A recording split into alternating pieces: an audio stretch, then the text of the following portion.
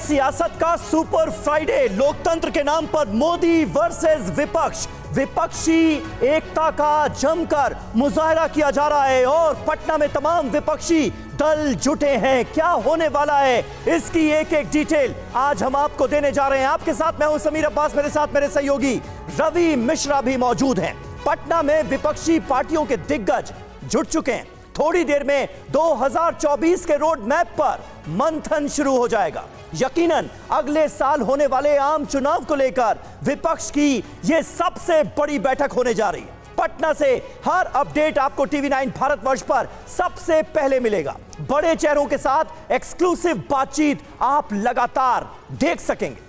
जी, और हमारे साथ विश्लेषक भी जुड़ेंगे, दिग्गज राजनीतिक प्रतिनिधि भी होंगे, जिनसे आप पटना की महा मीटिंग को समझ पाएंगे कि आखिर इन सब के पीछे का पॉलिटिकल इक्वेशन क्या कहता है। मगर संयोग अजीब है, पटना में एकजुट विपक्षी नेताओं का सबसे बड़ा आरोप देश में लोकतंत्र पर रहा है, जबकि चंद घंटे पहले ही प्रधानमंत्री मोदी ने अमेरिका से भारत में लोकतंत्र पर बिल्कुल स्पष्ट संदेश दिया है। बिल्कुल, और ऐसे में उसकी चर्चा ना हो, ऐसा कैसे हो सकता है। विपक्ष को लगता है कि देश का संविधान खतरे में है, तो पीएम मोदी ने अमेरिकी धरती से कहा कि सिर्फ कहने की बात नहीं, बल्कि भारत एक मजबूत लोकतंत्र है। जी हां, विपक्ष को लगता है देश में लोकतंत्र के सामने खतरा है, तो पीएम ने कहा कि भारत अमेरिका के डीएनए में लोकतंत्र है। जी हां, पटना में जुटे विपक्ष को लगता है कि लोकतंत्र की खातिर विपक्ष एकजुट है, तो उसी वक्त पीएम मोदी का संदेश है कि लोकतंत्र तो हमारी रगों में है, हम इसे जीतें।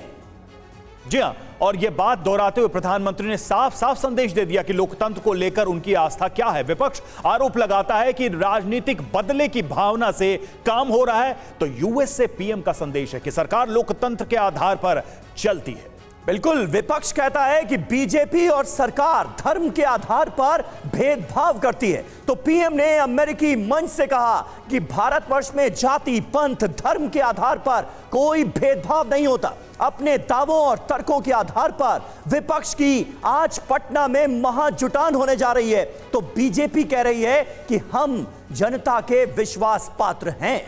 बिल्कुल, तो ये देखिए, दो खबरें हैं। एक तरफ प्रधानमंत्री नरेंद्र मोदी अमेरिका में लोकतंत्र को लेकर क्या कहते हैं, वहीं दूसरी तरफ पटना के, बिहार की जमीन से एक अलग आवाज उठती नजर आ रही है। तो पटना में शुरू होने वाला है विपक्ष का महामंथन। कई विपक्षी पार्टियों के नेता पटना पहुंचे। 2024 में बीजेपी की घेराबंदी पर रणनीति बनेगी और साथ आकर चुनाव लड़ने पर चर्चा करेगा विपक्ष। 2024 की तैयारी पर भी विपक्ष की पहली साझा बैठक, और यह देखना होगा कि इस प्रयास में क्या वाकई में एकजुटता का जो लक्ष्य है वो निकलता है या फिर टूटी हुई एकता ही फिर से वापस आती है। तो देखिए, पटना में शुरू होने वाला है विपक्ष का मंथन, और टीवी9 भारतवर्ष के स्टूडियो में हमारे साथ तमाम खास मेहमानों का एक बड़ा पैनल भी जुड़ चुका है। एकता की डपली में अलगाव के राग भी सुनाई दे रहे हैं। ये देखिए, आम आदमी पार्टी का रुख, अध्यादेश पर कांग्रेस बीजेपी में डील हो गई है। ये रुख है आम आदमी पार्टी का। मल्लिकार्जुन खड़गे कहते हैं अध्यादेश की बात के लिए सदन ही सही जगह है, यानी दबाव डालने की कोशिश आम आदमी पार्टी ना करे। बिल्कुल, और देखिए, ममता बनर्जी की बात करें, ममता बनर्जी बंगाल में सीपीएम, कांग्रेस, बीजेपी से मिले हुए हैं, ये आरोप लगा रही है। जेडीयू की बात करें तो बैठक का एजेंडा 2024 का चुनाव है, जेडीयू इसमें बहुत स्पष्ट रूप से 2024 को देख रही है। बिल्कुल, और समाजवादी पार्टी की भूमिका क्या है? जो जहां मजबूत, कांग्रेस वहां उसका साथ दे, ये फॉर्मूला दिया है अखिलेश यादव ने। वहीं शरद पवार क्या कह रहे हैं, अब आप ये देखिए। 2024 तक महाअघाड़ी के रहने पर सवाल खड़े करते हुए वो खुद नजर आ रहे हैं। अब सवाल यह है कि अपना अपना एजेंडा कैसे बनेगा मोर्चा, क्योंकि यहां पर यह बात तो सीधे तौर पर नजर आ रही है कि सबका अपना अपना एजेंडा है। ऐसे में बड़ा सवाल, मोदी के खिलाफ चेहरा कौन होगा? देखिए, वही सवाल घूम फिरकर विपक्ष के सामने मुंह बाए खड़ा हो जाता है कि मोदी के सामने कौन? पीएम उम्मीदवार पर सहमति क्या बन जाएगी रवि? ये भी तो बहुत बड़ा सवाल है। और देखिए, राहुल के नाम पर ममता क्या तैयार होंगी कि राहुल गांधी ही प्रधानमंत्री का चेहरा होंगे विपक्ष के लिए, और राहुल के नेतृत्व के बगैर कांग्रेस क्या मान जाएगी? क्या कांग्रेस के पास यह विकल्प है कि राहुल माइनस करके वो आगे बढ़े? बिल्कुल, दिल्ली पंजाब में साझेदारी पर आम आदमी पार्टी का स्टैंड क्या होगा, यह भी देखने वाली बात होगी। हमने देखा कि किस तरह से अध्यादेश के मुद्दे को लेकर आम आदमी पार्टी और कांग्रेस आमने सामने नजर आए। हमारे दो सहयोगी इस वक्त हमारे साथ जुड़ रहे हैं। रुपेश कुमार पटना से हमारे साथ मौजूद हैं। बिहार की सियासत को रुपेश से अच्छा कोई समझता नहीं है, वो हमारे साथ हैं। और कुमार विक्रांत भी पहुंच चुके हैं पटना। विपक्षी एकता की जो बातें हो रही हैं उसकी सच्चाई क्या है, ये वो आपको बताएंगे। स्टूडियो में हमारे साथ कुछ खास मेहमान मौजूद हैं। रामकृपाल सिंह हमारे साथ मौजूद हैं, वरिष्ठ पत्रकार हैं। अवधेश कुमार एक और वरिष्ठ पत्रकार हमारे साथ जुड़ रहे हैं। और दीपक झा कांग्रेस पार्टी की आवाज बुलंद करने के लिए स्टूडियो में हमारे साथ मौजूद हैं। उनके प्रवक्ता विनय मिश्रा हमारे साथ जुड़ रहे हैं, आम आदमी पार्टी के विधायक हैं। और राजीव जेटली जी हमारे साथ मौजूद हैं, बीजेपी के प्रवक्ता। आरजेडी का पक्ष आज की हमारी डिबेट में रखेंगी सारिका पासवान, जो कि पार्टी की प्रवक्ता हैं। लेकिन सबसे पहले कुमार विक्रांत मैं आपके पास आऊंगा, क्योंकि विपक्षी एकजुटता का मुजाहरा करने की कोशिश, और उससे पहले हमने देखा आम आदमी पार्टी और कांग्रेस आपस में भिड़ते नजर आए। लेकिन आज तस्वीर आई केजरीवाल वहां पर पहुंच गए। कैसे हुआ ये? कांग्रेस की तरफ से क्या कोई भरोसा दिलाया गया है क्या?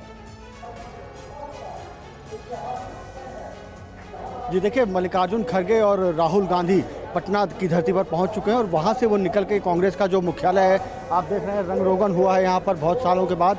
सदाकत आश्रम यहाँ पर पहुंचेंगे, कार्यकर्ताओं को राहुल गांधी खड़गे संबोधित करेंगे और फिर यहाँ से बैठक के लिए जाएंगे, जो कि कांग्रेस पार्टी कह रही है कि एक शुरुआती बैठक है। ऐसी बहुत सी बैठकें आगे होंगी, लेकिन अहम 3 बातें सामने आती है। पहली ये कि केजरीवाल के साथ दिल्ली और पंजाब में क्या रुख रहेगा। दूसरा ये, ममता बनर्जी कह चुकी हैं कि बंगाल में उनको लेफ्ट का साथ छोड़ना होगा, हमारे साथ आना होगा। और तीसरी बात, अखिलेश यादव के साथ उत्तर प्रदेश में सीटों का बंटवारा। ये 3 बातें अभी सबसे पहले सुलझानी होंगी। लेकिन जहाँ तक कांग्रेस पार्टी का कहना है कि अभी वो विपक्षी एकता की बात करेंगे। मोदी हटाओ का नारा नहीं देना है हमको नीतियों की, कार्यक्रम की बात करनी, जनता से जुड़े मुद्दों की बात करनी है। ठीक है। और दूसरी अहम बात यह है कि कुछ मुद्दे तय करने हैं। कुमार, हम लौटेंगे आपके पास। देखिए, कुछ अहम जानकारी सामने आ रही है पटना एयरपोर्ट को लेकर, और तस्वीरें देखिए हमारे सामने। नीतीश कुमार पहुंच चुके हैं पटना एयरपोर्ट पर, और किसको रिसीव करने पहुंचे हैं समीर? राहुल गांधी को। बिल्कुल, राहुल गांधी को रिसीव करने के लिए इस वक्त देखिए बिहार के मुख्यमंत्री नीतीश कुमार पटना एयरपोर्ट पहुंचे हैं। आज का दिन बहुत अहम होने वाला है और तमाम मतभेदों को भुलाकर विपक्षी एकजुटता की बात की जा रही है। और सबसे बड़ी जानकारी जो हमारे सहयोगी कुमार विक्रांत हमें दे रहे हैं, तय यह हुआ है कि इस बार मोदी हटाओ की बात कोई नहीं करेगा, बल्कि सरकार की पॉलिसीज पर उसे घेरने की कोशिश की जाएगी। एनडीए को, बीजेपी को घेरने की कोशिश की जाएगी। हमारे साथ क्योंकि कुछ खास मेहमान भी मौजूद हैं, तो राजनीतिक मेहमानों का रुख किए बगैर रामकृपाल जी मैं आपके पास आऊंगा। ये स्ट्रैटेजी जो है फिलहाल जो सामने आ रही है, इसे कैसे आप देखते हैं? मोदी हटाओ की बात नहीं होगी, नीतियों पर घेराव किया जाएगा।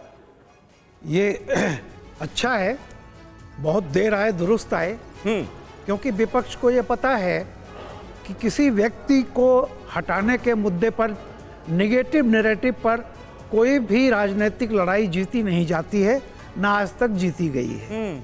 तो ये अच्छा हुआ है, क्योंकि अभी तक 2 सवाल उठते थे कि एजेंडा क्या है, चेहरा क्या है। तो चेहरे की बात तो बाद में आएगी। कल शाम तक यही हो रहा था कि भाई एजेंडा क्या है, इस पे लोग कुछ भी कहने से बचते थे। लेकिन आज कम से कम आप जो कह रहे हैं कि ये एजेंडा क्लियर हो गया है कि नीतियों पर बात होगी। लेकिन अवधेश कुमार जी, इन तस्वीरों को भी हमें गौर से देखना चाहिए, क्योंकि इस वक्त स्क्रीन पर तो यही तस्वीरें हैं। राहुल गांधी अपने प्लेन से नीचे उतर रहे हैं, मुख्यमंत्री नीतीश कुमार उन्हें रिसीव करने के लिए वहां पर खुद मौजूद हैं। बात हो रही है विपक्षी एकजुटता की, जिसका कितना बड़ा चेहरा राहुल गांधी बनते हुए नजर आ रहे हैं आपको। देखिए, ये तो मेहमानबाजी में स्वागत है कि सभी को नीतीश कुमार जी ने बुलाया है, और राहुल गांधी कांग्रेस के भले अध्यक्ष नहीं है लेकिन शीर्ष नेता हैं, तो स्वागत करेंगे। लेकिन आपके पहले प्रश्न का मैं एक उत्तर ये देना चाहूँगा कि भले ये अभी खबर आ रही है कि नरेंद्र मोदी पर अटैक करने और उनको निशाना बनाने के बजाय नीतियों पर बात करें, लेकिन एक संभव है नहीं। जो अभी तक विपक्ष का और बाकी नेताओं का रिकॉर्ड है, वो नरेंद्र मोदी का नाम और निशाना बनाए बगैर हमें पटना जाना होगा, हमें पटना जाना होगा। रुपेश हमारे साथ बने हुए हैं। रुपेश, यहाँ स्टूडियो में हो या पूरे देश में जितने भी बीजेपी के खिलाफ लड़ने वाले दल रहे, उनकी दृष्टि इसी पे है कि इस बैठक से, इस जुटान से, इस महाजुटान से क्या निकलेगा, वो एकता निकलेगी क्या जिसकी वकालत हर तरफ की जा रही है विपक्षी दलों के द्वारा। देखिए, बिल्कुल बड़ा सवाल है और सबकी निगाहें इसी पर टिकी हुई हैं। सवाल फिलहाल अनुत्तरित है और शायद आज की बैठक में भी अनुत्तरित रहेगा, क्योंकि उसके पहले ही सब कह रहे हैं कि आज सिर्फ ये दिखलाना है कि सब एकजुट हो चुके हैं। बहुत कुछ यहाँ पर तय हो जाएगा कि आगे क्या करना है, किन सीटों पर कौन लड़ेगा, कहाँ कौन मजबूत है। पिछले 3 चुनावों के तस्वीरें भी आप देखिए, मुख्यमंत्री आवास के ठीक बाहर हम मौजूद हैं और पिछले 1 सप्ताह से लगभग यहाँ पर देखिए फव्वारे, कुत्तों को पकड़ा जा रहा है, रंग रोगन। आपके पहले 20 सालों में ये जो पॉलिटिकल एरिना है, इतना चकाचक और इतनी पूरे इलाके को एक तरह से सील बंद कर दिया गया है, आम लोगों के लिए प्रतिबंधित। इस सड़क से आम आवाजाही होती है, लेकिन फिलहाल पिछले 3 दिनों से ये बंद है।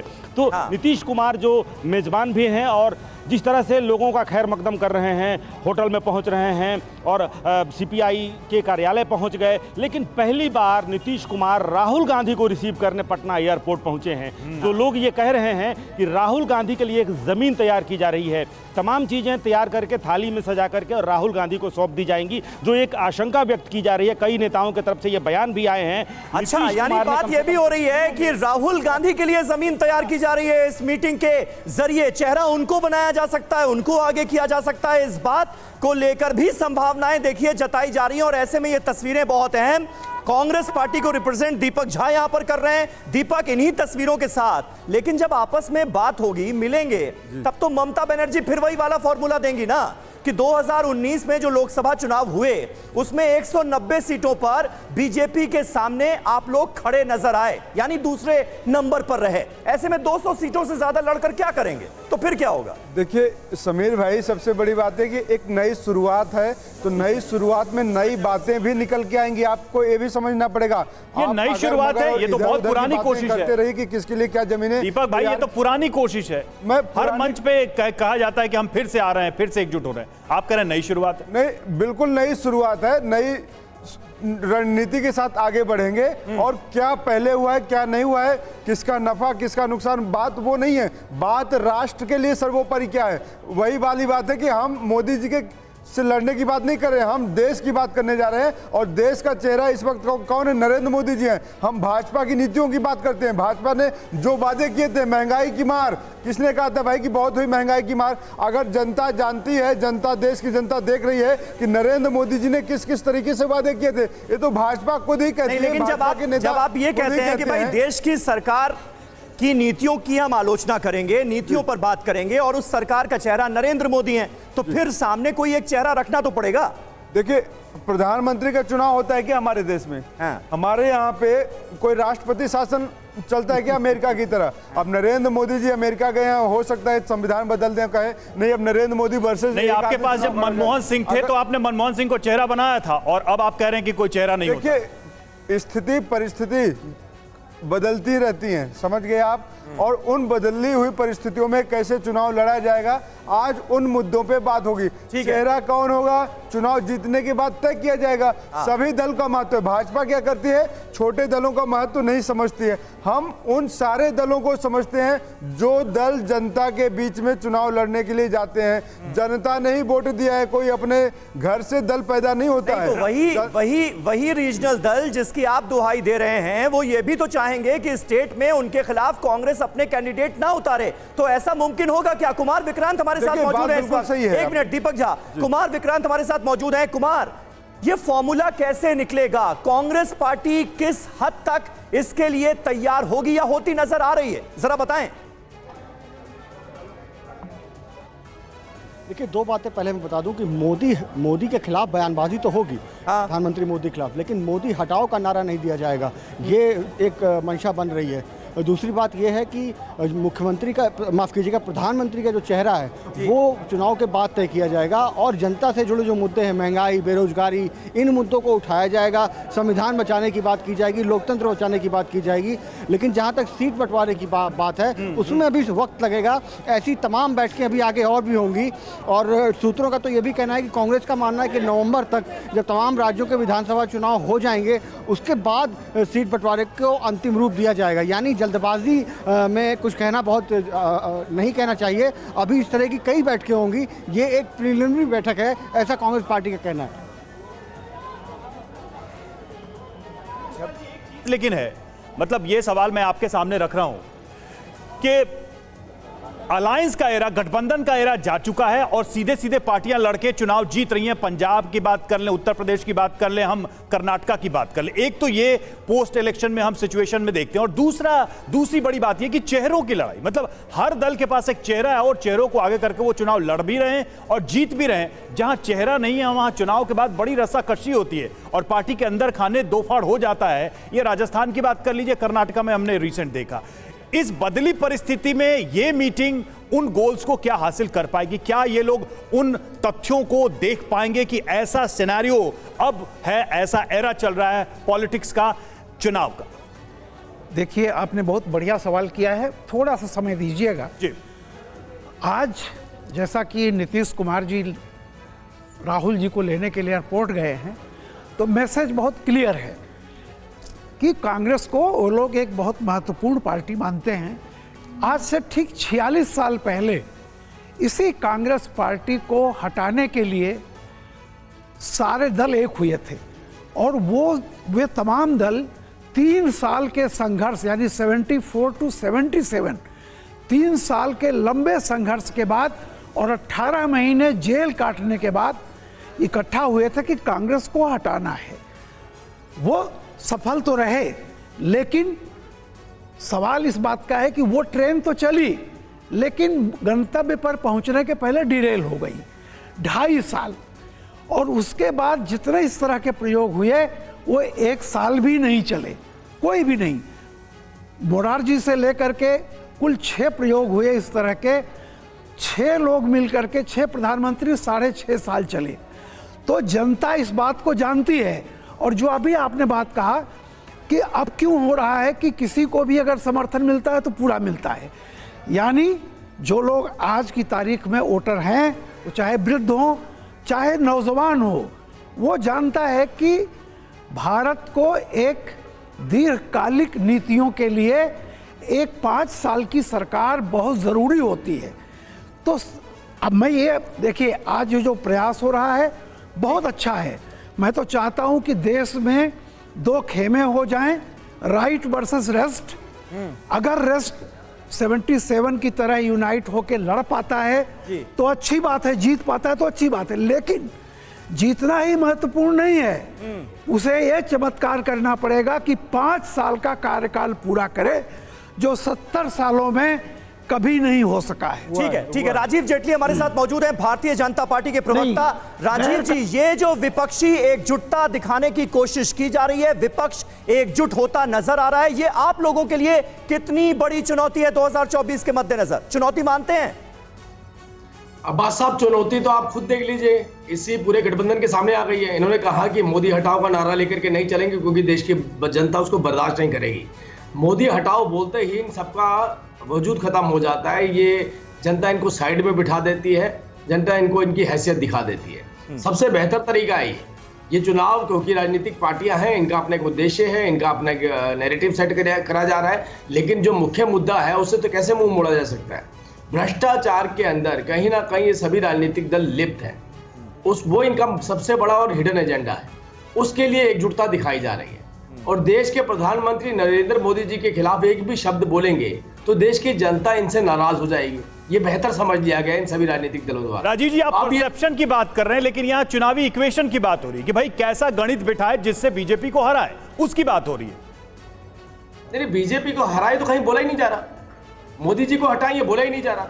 अभी तो बहुत सारी समस्याएं इनकी आपस में। नहीं तो ये गठबंधन किस लिए बन रहा है, एकजुटता, ये महाजुटान किस लिए? फिर नहीं, मैं वही तो बता रहा हूं आपको, महाजुटान का मुख्य मुद्दा तो मैंने आपको बता ही दिया। अगर एक दूसरे का सहारा लेकर के नहीं खड़े होंगे तो सब अलग अलग लोग ठीक है, तो ये सवाल रख लेते हैं। सारिका पासवान हमारे साथ आरजेडी की प्रवक्ता जुड़े हैं। सारिका जी, बात आके अटकेगी वहीं पर कि नीतीश कुमार राष्ट्रीय चेहरा होंगे कि राहुल गांधी। अब एक संभावित चेहरा दूसरे संभावित चेहरे का स्वागत करने के लिए पहुंचा है, बात आके अटकेगी आज नहीं तो कल। वहां पर आप लोगों ने कुछ सोचा है क्या? देखिए, सबसे पहले तो मैं बता दूं कि भारतीय जनता पार्टी तो ये तक कह रही थी कि ये विपक्षी एकता का जुटान बिहार में हो ही पाएगा या नहीं, और अंततः वो दिन आ गया जो 23 तारीख को तमाम विपक्षी दलें जो है, पूर्व से पश्चिम हो चाहे उत्तर से दक्षिण हो, वो तमाम दलें जो है बिहार की सरजमीन पे आ गई हैं। और ये तस्वीर को डाइजेस्ट करना मुझे लगता है भारतीय जनता पार्टी के लिए बहुत ही मुश्किल हो रहा है, और आने वाले दिन में निश्चित रूप से बहुत कठिनाइयों का सामना भी इनको करना पड़ेगा, क्योंकि झूठ और फरेब की राजनीति के बल पे जो इन्होंने सत्ता में जाकर के काबिज और जो इन्होंने देश के लिए किया, वो देश जान रही है, वो इन्हें कभी भी क्षमा नहीं करने वाली है। देखिए, ये विपक्षी दलों का जुटान जो हुआ है ये राष्ट्र हित के लिए हुआ। ये अहम मुद्दा नहीं है कि कौन प्रधानमंत्री बनेगा। अब बैठे हैं मिल करके तो वो भी तय कर लेंगे कि कौन लड़ेगा, फिर भी नीतीश या राहुल, मतलब दो बड़े नाम है, दो राष्ट्रीय स्तर के नेता हैं और इन पर हमेशा चर्चा चली है। नीतीश कुमार कहीं प्रधानमंत्री का चुनाव तो नहीं लड़ने वाले हैं। मैं 10 सेकंड में खत्म करूंगा। नहीं, देखिए, ये अभी भारतीय जनता पार्टी कयासी लगाती रह जाएगी, और जो हम कर जाएंगे ये अभी सोच भी नहीं सकते हैं। और अभी ये महापंचायत जो बैठकों का अगुआ बनता है उसके चेहरे पे बात होती है। ये राजनीति में नया क्या है इसमें? सारिका जी, नीतीश कुमार अगुआ बने हैं, पूरे देश में घूमे हैं, तो बात होगी कि नहीं होगी कि नीतीश कुमार बन सकते हैं? उनके नाम पे चर्चा क्यों ना हो? बिल्कुल, देखिए, बिल्कुल आप सबको पता है कि इस महाजुटान के लिए हमारे माननीय मुख्यमंत्री नीतीश कुमार जी और डिप्टी सीएम तेजस्वी यादव जी लगातार भ्रमण कर रहे थे और लोगों को एकजुट कर रहे थे। और इस दिन के लिए तो ये निस्वार्थ भ्रमण था क्या? ये भ्रमण निस्वार्थ था? देशव्यापी भ्रमण जो था नीतीश जी का निस्वार्थ था? ये निस्वार्थ भ्रमण था, देश हित के लिए, राष्ट्र हित के लिए, जनहित के लिए भ्रमण था। भारतीय जनता पार्टी के लिए पद और कुर्सी मायने रख सकती है। ठीक है, ठीक है सारिका जी, मैं आता हूं आपके पास। ऐड कुछ जेटली साहब भी करना चाह रहे हैं, लेकिन उससे पहले मुझे रुपेश का रुख करना होगा। उनके पास कुछ अपडेट आ रही है। रुपेश, आप हाथ उठा रहे थे, बताएं।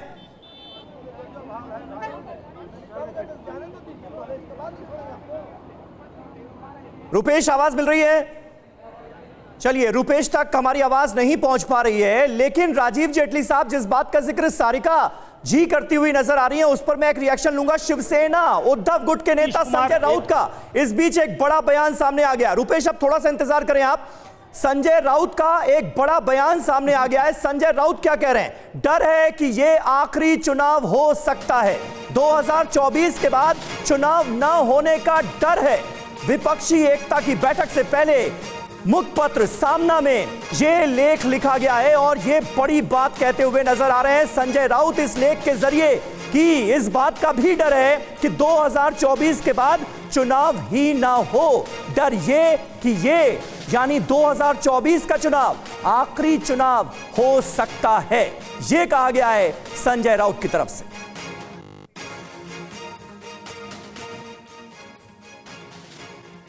और विपक्षी बैठक पर रविशंकर प्रसाद का हमला। जी हां, रविशंकर ने पूछा विपक्ष का दूल्हा कौन? पटना में बारात सजी, दूल्हे का नहीं पता। बीजेपी के बयान पर जेडीयू का पलटवार भी सामने आया। विपक्षी एकता के केंद्र की जड़ें हिली हैं इस एकता को देखकर, यह कहना है जेडीयू का। इतिहास गवाह है कि जब जब विपक्ष एकजुट हुआ है तत्कालीन केंद्र सरकार की चूलें हिल गई हैं। 2014 में आदरणीय नरेंद्र मोदी जी को प्रचंड बहुमत आया और 2015 में जब महागठबंधन चुनाव लड़ा, बामन सभा किया था आदरणीय नरेंद्र मोदी जी ने, और राजनीति की दुर्दशा का अध्याय बीजेपी का लिखा गया था। तो बिहार से तो इसकी शुरुआत अगर हो रही है तो उम्मीद तो यही की जाती है कि इतिहास फिर दोहराएगा। 2015 की स्थिति दिल्ली में बनेगी। 24 के लिए नीतीश बाबू बारात सजा रहे हैं पटना में। बारात में दुल्हा भी होता है ना, तो इस 24 की बारात का पटना का दुल्हा कौन है? ये तो समस्या है। सभी प्रधानमंत्री के दावेदार हैं, कुछ की इच्छा बाहर है, कुछ की इच्छा अंदर है।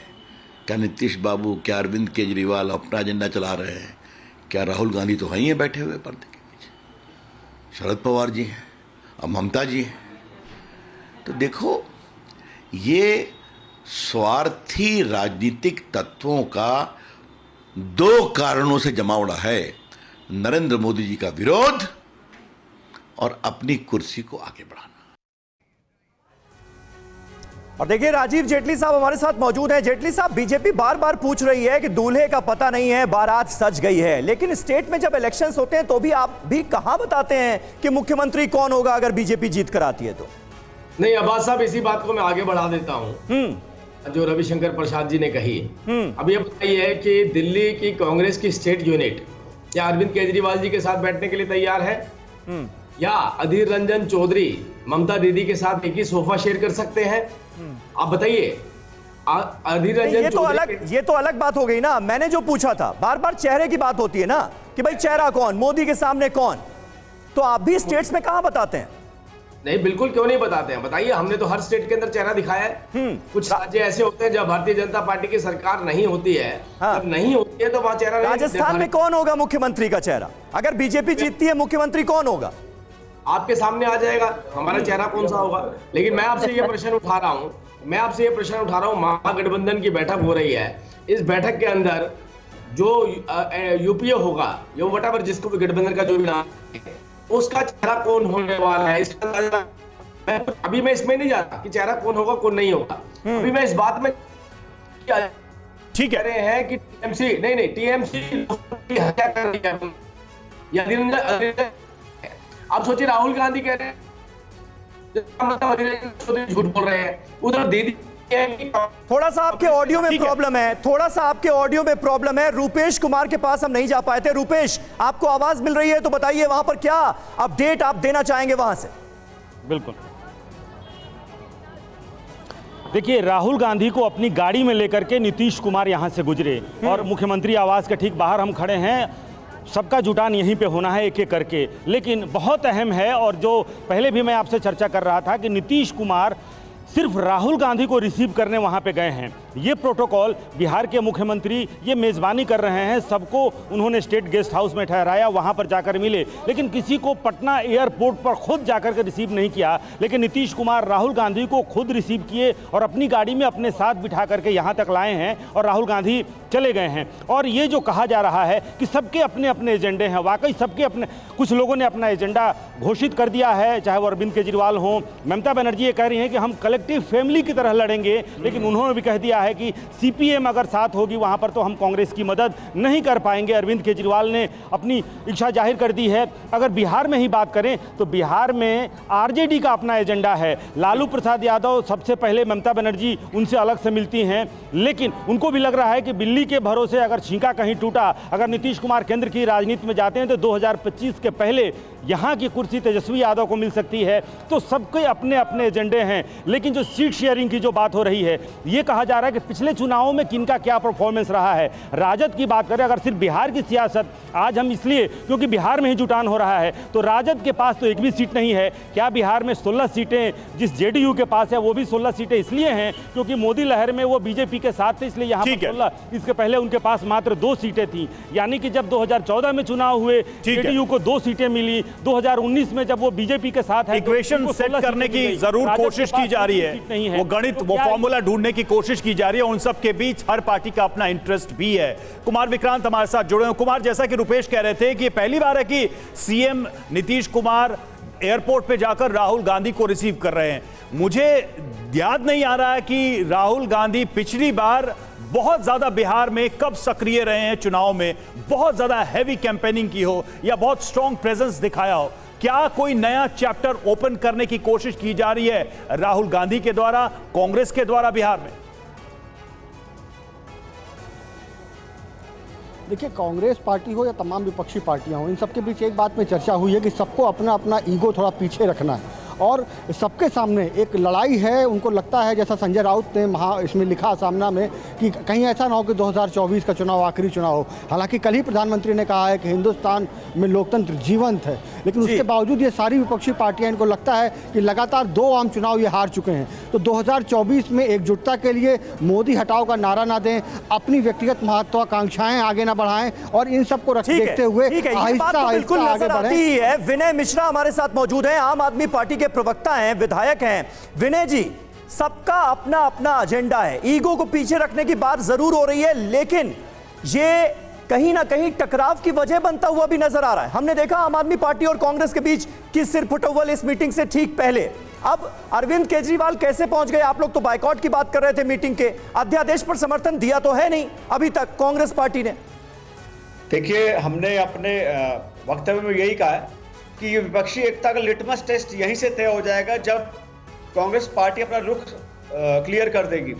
जहां तक ईगो का बात है, मैं सहमत हूं इससे। हमने कांग्रेस पार्टी से 3 बार समय मांगा, 3 बार के मुख्यमंत्री हैं अरविंद केजरीवाल जी, और नई दिल्ली जहां राहुल जी रहते हैं वहीं के वो एमएलए भी हैं। हमने 3 बार समय मांगा कांग्रेस से कि इस अध्यादेश पे आप अपना रुख स्पष्ट कीजिए, हम आपसे मिलना चाहते, उन्होंने समय नहीं दिया। तो ये विपक्षी एकता में हमने यही कहा है, सभी दलों से यही कहा, क्योंकि सभी दल खुल के सहमत हुए हैं और सभी दल ने खुल के कहा लेकिन एक बड़ा बेसिक सवाल है, और मुझे लगता है वो कांग्रेस का सवाल होना चाहिए कि आप कांग्रेस से लड़ेंगे भी, कांग्रेस को भला बुरा भी कहेंगे, और फिर आपको उनका सहयोग और सपोर्ट भी चाहिए। मतलब ये पॉलिटिकल करिश्मा आप कैसे सोच रहे हैं, कैसे करने वाले हैं? देखिए, हर समय और परिस्थिति चेंज होती रहती है। अभी हमने कांग्रेस से लड़ने की बात हर हफ्ते नहीं चेंज हो सकती ना सर। आज हफ्ते भर पहले आप कांग्रेस को भला बुरा कहते हैं और हफ्ते भर बाद कहते हैं कि आ जाइए सपोर्ट करिए। मैं देखिए, हमने कांग्रेस से सपोर्ट एक गैर संवैधानिक अध्यादेश के खिलाफ मांगा है। आज कॉन्स्टिट्यूशन खतरे में, आज जिस तरीके से दिल्ली में हुआ, तमिलनाडु में भी आप देखिए, और वेस्ट बंगाल में कल उन्होंने ज्वाइंट जो सेक्रेटरी थे इसके इलेक्शन कमिश्नर के, उनका उन्होंने जो है ऑर्डर। दीपक भाई सच बोल रहे हैं क्या ये? दीपक भाई सच बोल रहे हैं क्या? आपको यकीन है इनके ऊपर?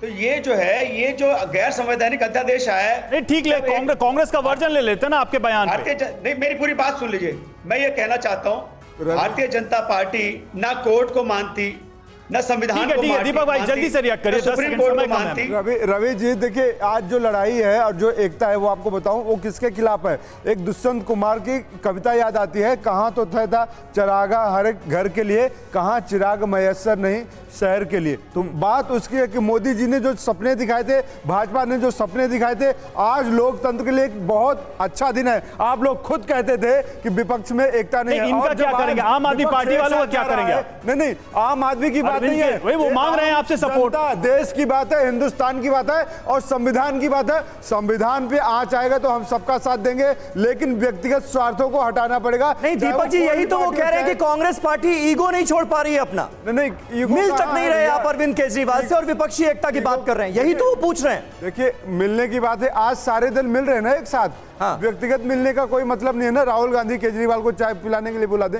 वो बात है ही नहीं कि व्यक्तिगत संबंध कुछ मायने नहीं रखते। देश सबसे पहले है। अवधेश जी, ये क्या चल क्या रहा है अवधेश जी? मतलब आम आदमी पार्टी कुछ कह रही है, कांग्रेस कुछ कह रही है, फिर भी सब एक हैं, मतलब ये क्या एकता है? नहीं, ये एक तो हम देख रहे हैं। देखिए, एक मंच पर आना, एक साथ बैठना, सामने आकर की तस्वीरें खिंचाना, एक साथ बयान दे देने का मतलब ये भी नहीं है कि बिल्कुल एक मानसिक और राजनीतिक एकता हो गई है।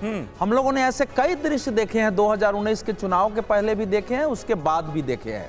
देखिए, इसमें तो कोई दो मत नहीं है कि विपक्ष ने की एकजुटता ये एकजुट होने की कोशिश बता रही है कि आपने भारत की वर्तमान राजनीतिक परिस्थितियों को देखते हुए ये मान लिया है कि कोई एक दल या 2-4 दल मिलकर इस समय भाजपा और मोदी को पराजित नहीं कर सकते हैं।